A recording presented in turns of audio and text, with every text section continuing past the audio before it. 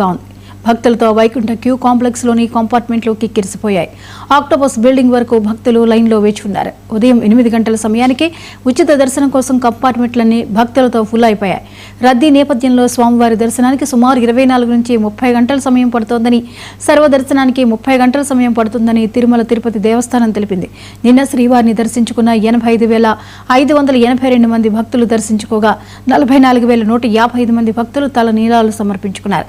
శ్రీహరి హుండీ ఆదాయం 3,76,00,000 వచ్చినట్లు టీటీడీ తెలిపింది.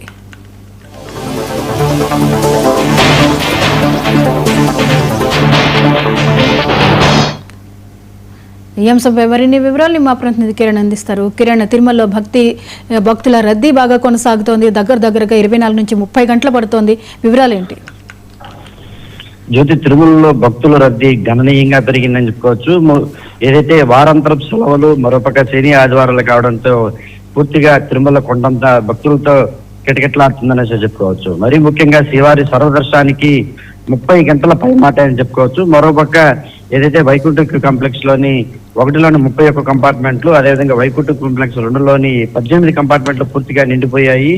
మరోపక్క ఏదైతే నారాయణగిరి ఉద్యానంలోని తాత్కాలిక షెడ్యూల్లో ఉన్న అక్కడ కూడా షెడ్యూల్లో పూర్తిగా భక్తులు నిండిపోయి పాప వినాశానికి నడిచి వెళ్లే దారిలో ఉండే బాటగంగమ్మ ఆలయం వరకు కూడా ఈ క్యూ లైన్లు అయితే కొనసాగుతుంది.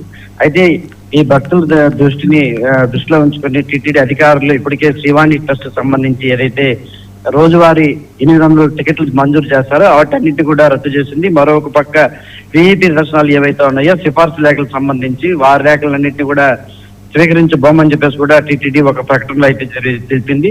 అయితే ఇప్పటికే వేసవి సెలవులు ముగిసిన తర్వాత కూడా భక్తుల రద్దీ ఒక్కసారిగా పెరిగిపోవడంతో టీటీడీ అధికారులు కూడా అప్రమత్తమయ్యారు. ఎందుకంటే వచ్చే భక్తులకి ఎటువంటి అసౌకర్యాలు కలగకుండా ఉండేందుకు ఇప్పటికే జైవో వెంకయ్య చౌదరి కావచ్చు, అదేవిధంగా ఈవో ముద్దాడ రవిచంద్ర కావచ్చు, ఉన్నతాధికారులతో సమీక్షా సమావేశం నిర్వహించారు. ఎందుకంటే ఇక్కడ కూడా తొక్కిసలాటకు ఆస్కారం లేకుండా ప్రతి ఒక్క భక్తులకి దర్శనం భాగ్యం కలిగించే విధంగా మరీ ముఖ్యంగా సామాన్య భక్తులకి దర్శనం కల్పించే విధంగా చర్యలు తీసుకోవాలని చెప్పేసి ఆదేశాలు జారీ చేశారు.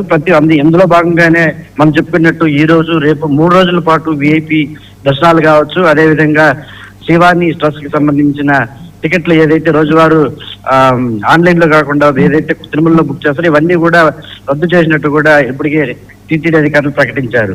ఏదేమైనప్పటికీ తిరుమలలో భక్తుల రద్దీ మాత్రం ఒక్కసారిగా పెరిగిపోవడంతో వాళ్ళందరికీ కూడా ఎటువంటి అసౌకర్యం కలగకుండా ఉండేందుకు లైన్ లో ఎవరైతే ఉన్నారో వాళ్ళందరికీ కూడా పాలు, నీళ్లు, అదేవిధంగా మజ్జిగ తదితర అన్న ప్రసాదాలు అన్ని కూడా అందించేయాలని చెప్పేసి ఇప్పటికే టీటీడీ అధికారులు దాంట్లో నిమగ్నం అయినారనేసి చెప్పుకోవచ్చు. Thank you Kiran.